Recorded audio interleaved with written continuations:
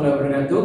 Selamat pagi Bapak Ibu penilai sertifikasi dosen tahun 2025. Saya Rizka Norman Atono, tenaga pengajar di Program Studi Pendidikan Bahasa dan Sastra Indonesia, Universitas Trunojoyo Madura.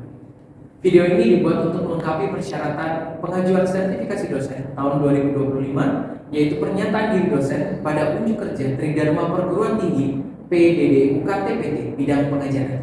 Pada kesempatan kali ini, mata kuliah yang akan saya jadikan sebagai video pembelajaran adalah mata kuliah psikolinguistik. Mata kuliah psikolinguistik merupakan mata kuliah peminatan bidang kebahasaan yang diajarkan pada Program Studi Pendidikan Bahasa dan Sastra Indonesia dengan bobot 2 SKS. Mata kuliah psikolinguistik memiliki deskripsi mata kuliah secara singkat, dirancang untuk memberi peluang kepada para mahasiswa guna menggali berbagai konsep dan prinsip dasar psikolinguistik yang dapat diterapkan dalam pembelajaran bahasa Indonesia sebagai bahasa ibu, bahasa kedua, maupun bahasa asing. Berbagai isu mutakhir yang meliputi konsep psikolinguistik menjadi bahasan dalam diskusi di dalam kelas. Para mahasiswa diharapkan mampu mencerna konsep-konsep dalam literatur mutakhir dan menyuguhkan serta menjabarkannya ke dalam konteks pemrograman bahasa. Selain itu, para mahasiswa diharapkan dapat berbagi pengalaman bibliografis maupun empiris yang berkenaan dengan pengembangan dan pengadministrasian serta analisis bahasa dalam kajian psikolinguistik.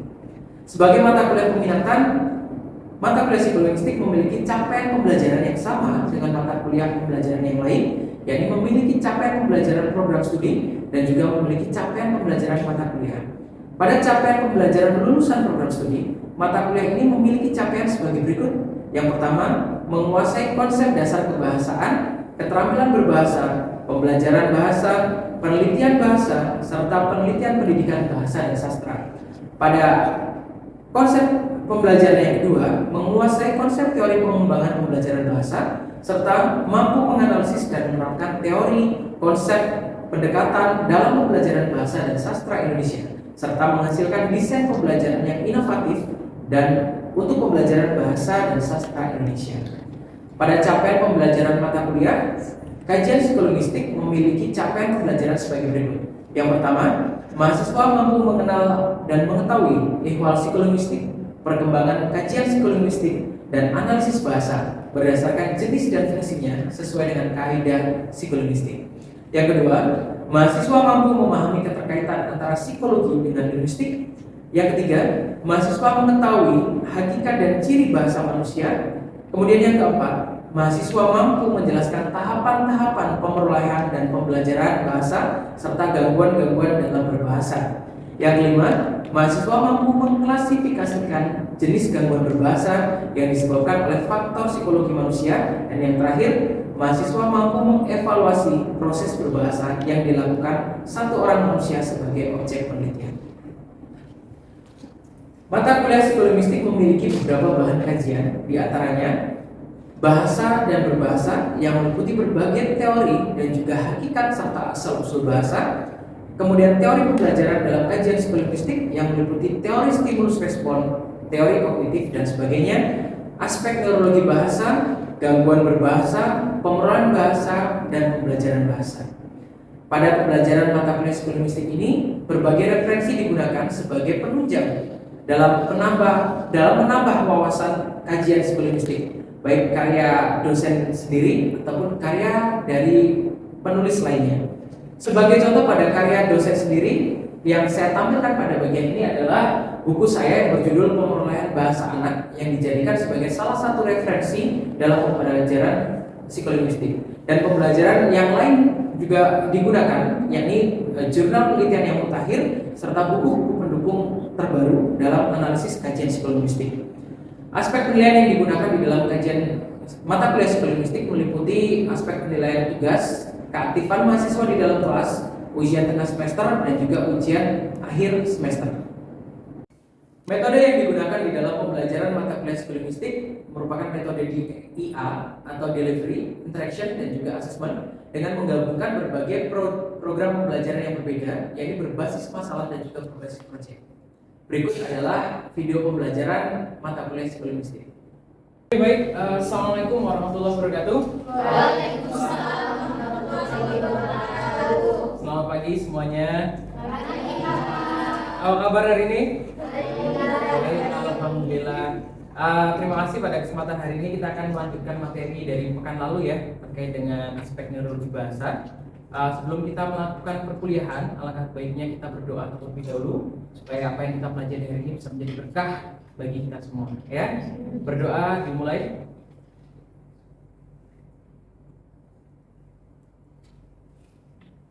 Berdoa selesai.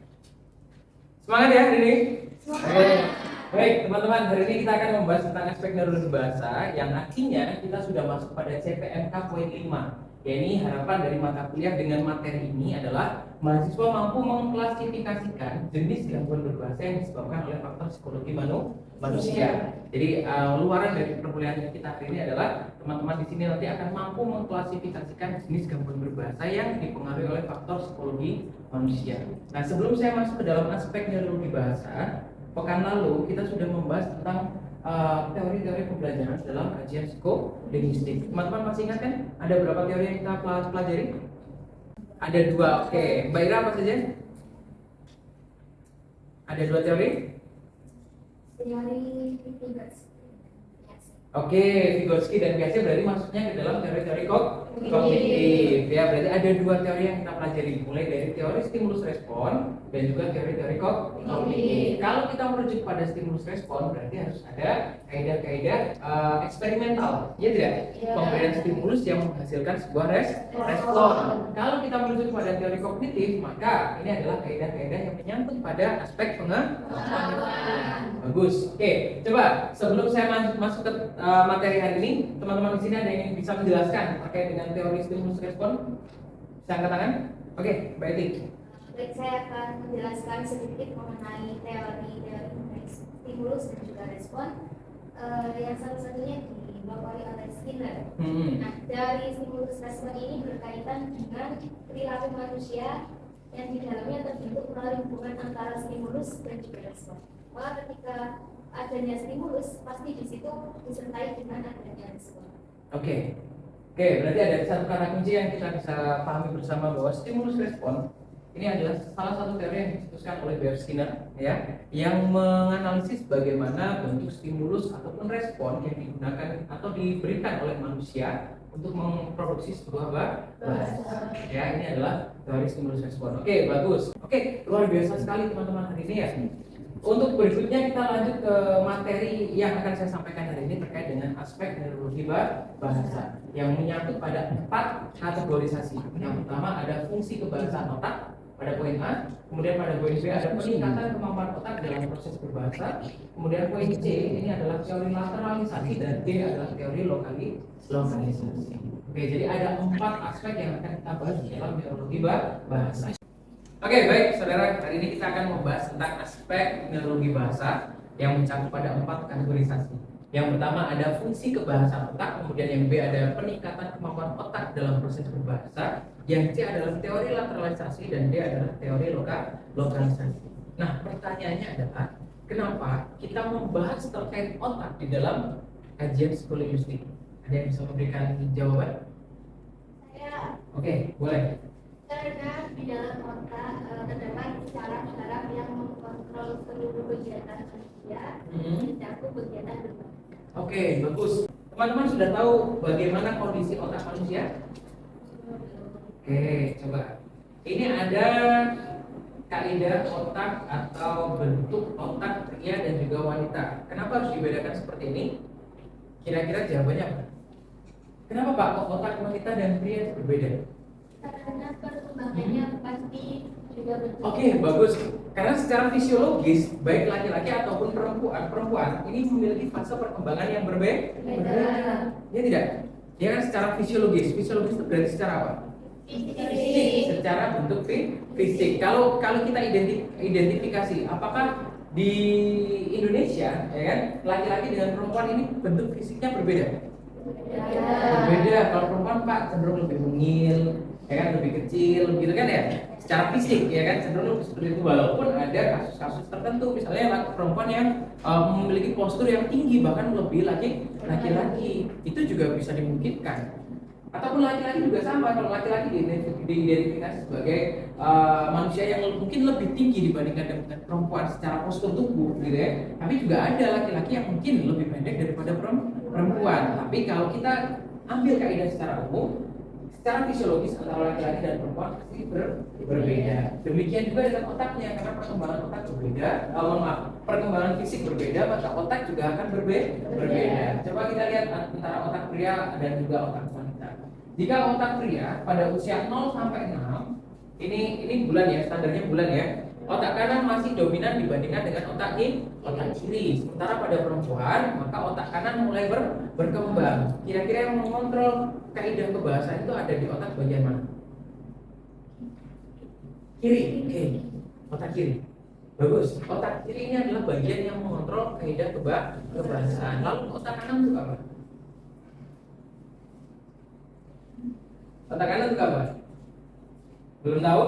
Oke, otak kanan ini lebih cenderung mengontrol pada barisan-barisan peristiwa. Jadi otak kanan itu lebih cenderung mengingat-ingat masa lalu, ini rentetannya seperti apa? Dari A, B, C, D. Itu otomatis kenapa? Akhirnya otak wanita ini lebih cenderung mengingat masa lalu dibandingkan dengan otak pria. Otak pria ini sudah lebih dominan untuk mengingat itu, tapi wanita itu perkembangannya lebih cepat ketika dia usia 0 sampai 6 bulan. Kemudian masuk ke usia 6 sampai 12, otak kiri baru mulai berkembang pada pria, ya kan? Jadi aspek kebahasannya baru mulai berjalan dan sebagainya. Sementara pada perempuan ini sudah otak kiri sudah matang sempurna, sehingga pada anak-anak coba kita perhatikan berdasarkan penelitian yang ada di dalam jurnal-jurnal bahwa anak perempuan ini lebih cepat berbicara dibandingkan anak laki-laki. Penelitiannya kenapa? Karena secara fisiologis pada usia ini, ya kan, perkembangan otak pada perempuan ini lebih cepat dibandingkan dengan perkembangan otak pada laki-laki. Tapi nanti pada fase di atasnya berbanding terbalik. Jadi laki-laki ini berkembang, perkembangannya perempuan sudah selesai. Seperti itu. Jadi laki-laki terus berkembang, perempuan selesai.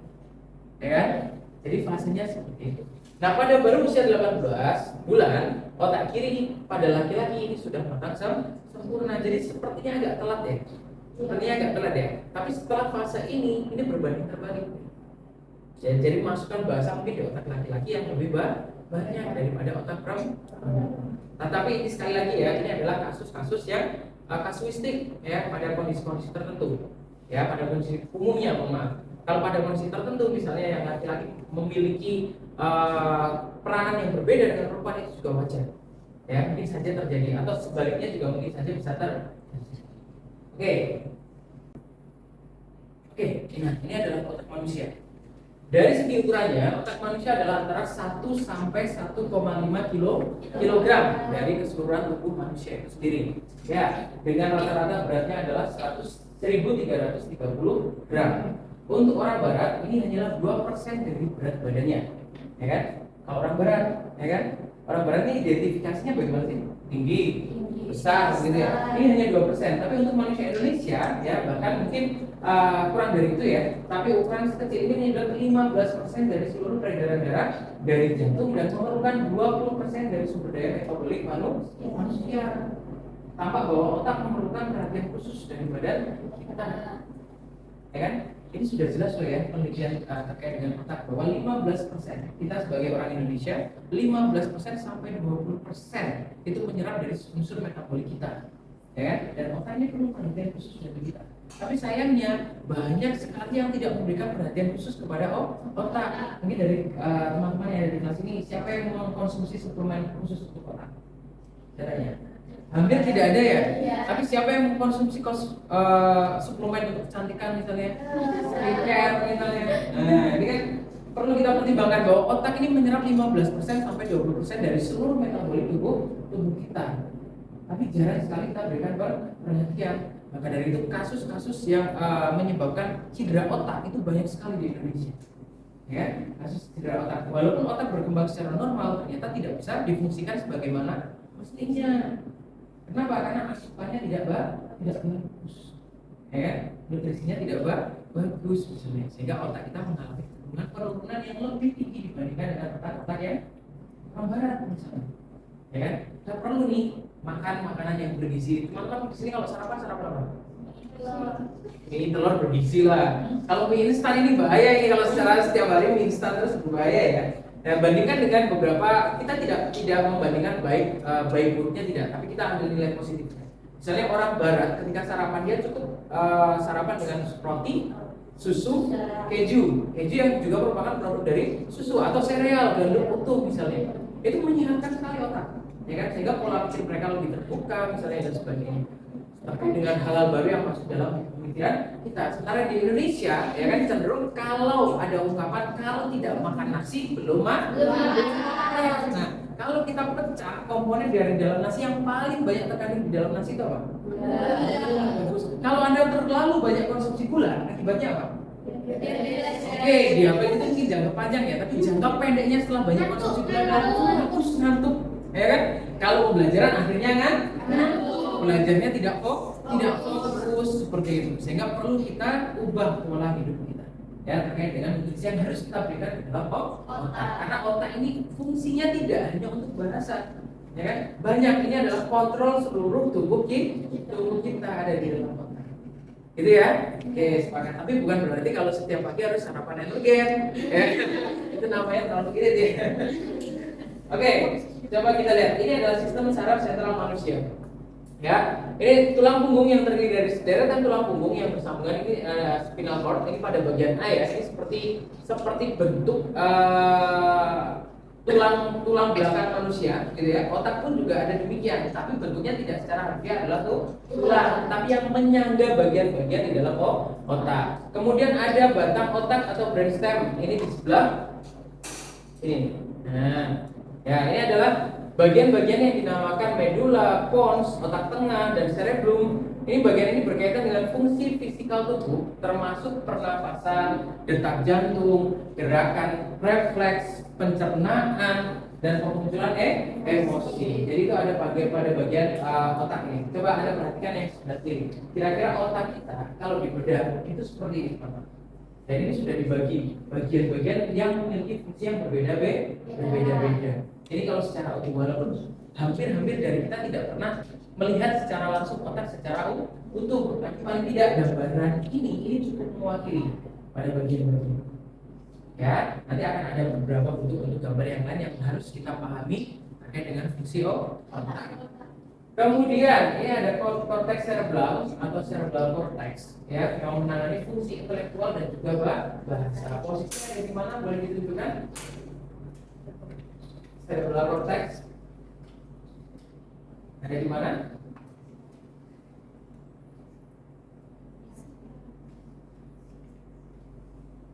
Ada di mana?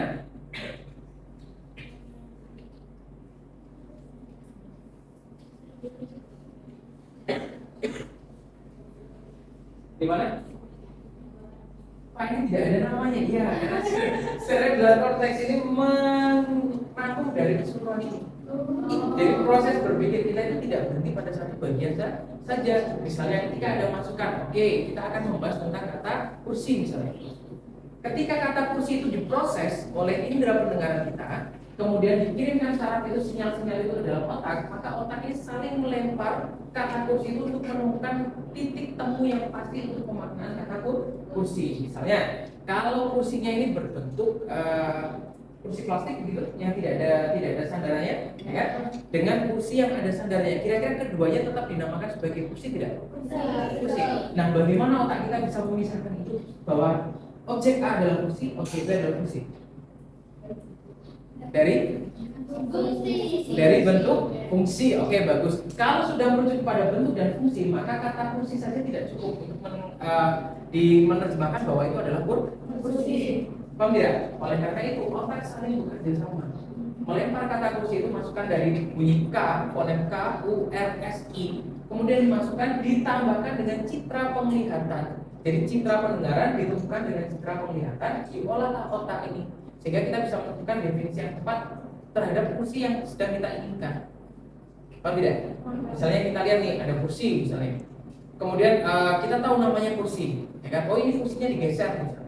Kata kursi ini masuk ke dalam otak kita. Nah, otak kita ini mensimulasi kata kursi itu untuk menemukan titik temu antara citra penglihatan dan juga citra pendengaran, sehingga terbentuklah kata kursi yang sesuai dengan yang kita. Bisa dipahami di sini, teman-teman? Oke, ini adalah bentuk otak kita ya. Setelah kita belajar tentang aspek neurologi bahasa, kalian sudah terbentuk menjadi 4 kelompok besar di dalam satu kelas ini, yang masing-masing kalian harus punya tanggung jawab untuk memberikan pemikiran, begitu ya, pandangan yang nanti akan kita diskusikan di dalam kelas. Kelompok pertama, angkat tangan. Kelompoknya Mbak Lina ya, terkait dengan dysgrafia ya. Kemudian kelompok Mbak Erna terkait dengan dysarthria. Kemudian kelompoknya Mbak Eti terkait dengan afasia, dan kelompoknya Mbak Nadia disleksia. Oke, bagus. Ini adalah gangguan bicara yang disebabkan terjadinya ketidaknormalan atau abnormalitas pada bagian otak, terutama pada aspek kebahasaan. Nah, silakan kalian diskusikan dari satu kata kunci yang saya berikan, kira-kira indikasinya yang terjadi apa, gejalanya bagaimana. Ya, bisa? Oke, silakan didiskusikan terlebih dahulu. Oke? Bisa? Siapa dulu yang mau? Boleh angkat tangan? Satu. Oke, silakan berdiri. Oke, yang lainnya perhatikan dulu ya. Simakkan hasil diskusi kelompok dari kelompok 1 terkait dengan dysgrafia. Silakan Mbak Ira. Ya baik, gangguan belajar yang namanya dysgrafia itu merupakan gangguan belajar yang menyebabkan penderitanya itu mengalami kesulitan menulis. Nah, gejalanya bisa kita lihat dari dia itu sering bisa terjadi pada anak yang sering berupa kata atau lupa bagaimana menulis tulisannya. Oke, gejala yang terjadi lupa kata. Ya, lupa cara menulis. Oke, dampaknya kira-kira apa yang dirasakan kalau penderita terus mengalami dysgrafia? Dampaknya bisa tulisannya tidak bisa dibaca. Oke, bagus. Kedua, silakan. Siapa yang menyampaikan? Oke, bagus, Mbak Indi. Sabar dulu ya. Ya. Baik, saya akan menyampaikan hasil dari diskusi kelompok tadi mengenai gangguan afasia.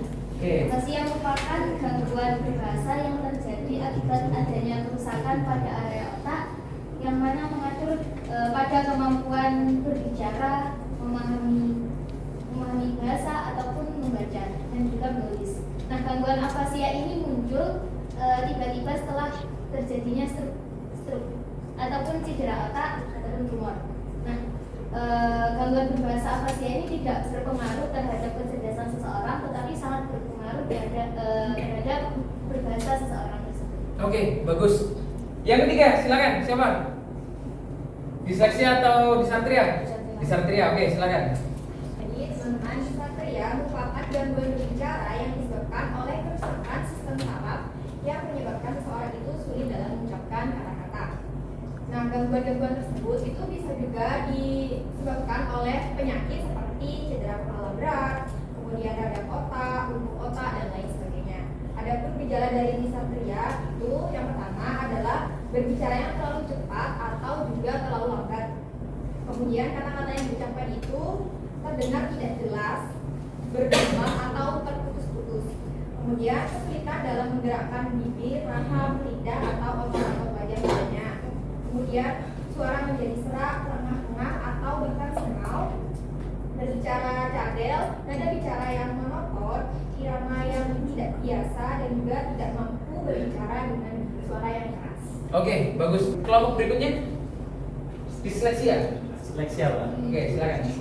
Jadi disleksia ini adalah gangguan pada proses belajar yang berefek pada kemampuan berbicara, menulis, dan juga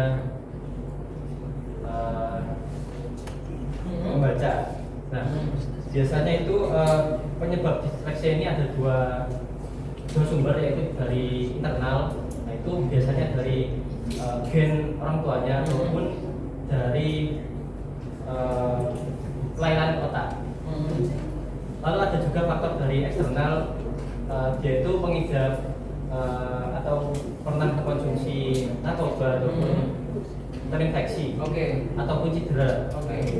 Biasanya disleksia ini terjadi pada anak yang berumur di atas 5 tahun. Nah, itu rawan terjadi disleksia. disleksia. Nah, untuk gejala disleksia ini biasanya itu seseorang mempunyai kesulitan dalam mengingat ataupun berbicara. Nah, lalu solusi yang biasanya dilakukan untuk mencegah ataupun mengatasi disleksia ini yaitu memperbanyak aktivitas dalam membaca. Oke, perbanyak membaca. Oke, luar biasa. Oke, baik, luar biasa tepuk tangan kita semua. Oke, sebelum saya akhiri sesi diskusi kita pada hari ini, ya, saya ingin bertanya terlebih dahulu pada teman-teman, apakah materi yang kita bahas ini sudah bisa dipahami dengan baik? Oke, kalau bisa dipahami dengan baik, saya akan menunjuk secara acak untuk menjelaskan ulang dari materi yang sudah disampaikan.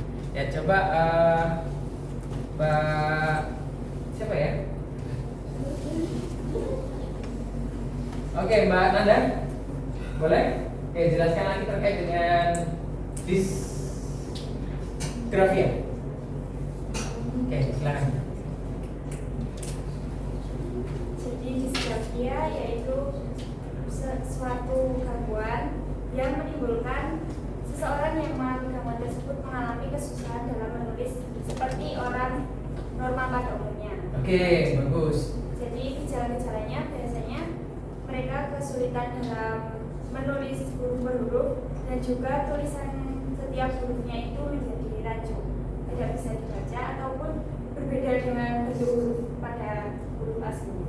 Oke, baik. Oke, alhamdulillah. Terkait dengan pembelajaran kita hari ini ya, banyak aspek neurologi bahasa yang sudah kita bahas, termasuk dengan materi terkait dengan gangguan bicara yang akan menjadi materi pengantar kita di pekan depan, ya. Sehingga saya berharap ini menjadi tolok ukur pembelajaran kalian terkait dengan aspek neurologi bahasa yang lebih luas, ya. Jadi setelah selesai perkuliahan ini, silakan nanti bisa melanjutkan pembelajaran di rumah masing-masing dengan membaca jurnal penelitian terbaru terkait dengan gangguan-gangguan berbahasa dari aspek neurologinya, ya. Bisa dipahami? Oke, baik. Terima kasih. Mohon maaf apabila selama penyampaian ada hal-hal yang kurang berkenan, gitu ya. Kita bertemu lagi pekan depan, ya. Kita bertemu lagi dengan pekan depan. Semoga apa yang kita pelajari hari ini bisa menjadi manfaat untuk kita semua. Saya akhiri. Assalamualaikum warahmatullahi wabarakatuh. Terima kasih. Sekian video pembelajaran dalam mata kuliah psikolinguistik di program studi pendidikan bahasa dan sastra Indonesia Universitas Brawijaya Madura. Semoga dapat menjadi pertimbangan dalam penilaian sertifikasi dosen tahun 2025. Terima kasih. Wassalamualaikum warahmatullahi wabarakatuh.